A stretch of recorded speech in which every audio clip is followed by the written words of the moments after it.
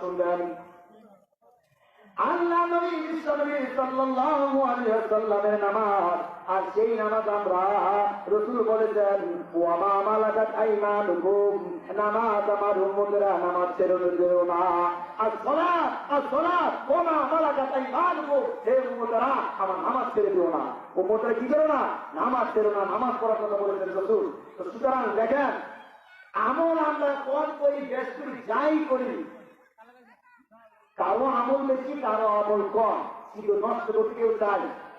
যতটুকু আমল আছে আমাদের তা নষ্ট হোক, যতটুকু আছে তা থেকে নষ্ট হয়ে যাবে, এদিকে আমরা চাই, নষ্ট করতে চাই না। কে কে হাত উঠাই?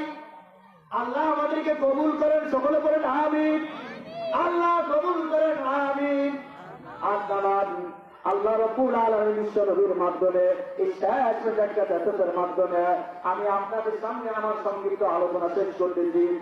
বিশ্বনবী সাল্লাল্লাহু আলাইহি ওয়াসাল্লাম অনেক বড় সাহাবীদের মধ্যে, অনেক বুজুর্গ সাহাবীদের মধ্যে একজন সাহাবী, সেই সাহাবীর নাম হলো আবু যর গিফারী। নাম কি বলেন?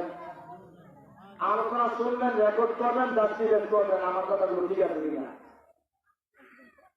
আবু যর গিফারী বিশ্বনবী সাল্লাল্লাহু আলাইহি ওয়াসাল্লামের এত সম্মানিত সাহাবী, সাহাবীটার নাম হলো আবু যর গিফারী।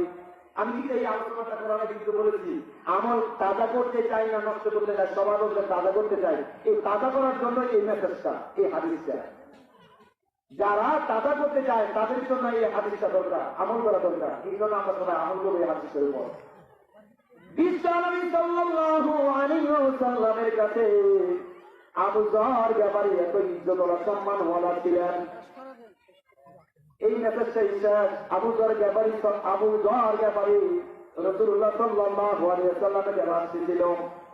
জিবরাইল আলাইহিস সালাম বলতেছে, ইয়া রাসূলুল্লাহ, ইয়া হাবিবাল্লাহ,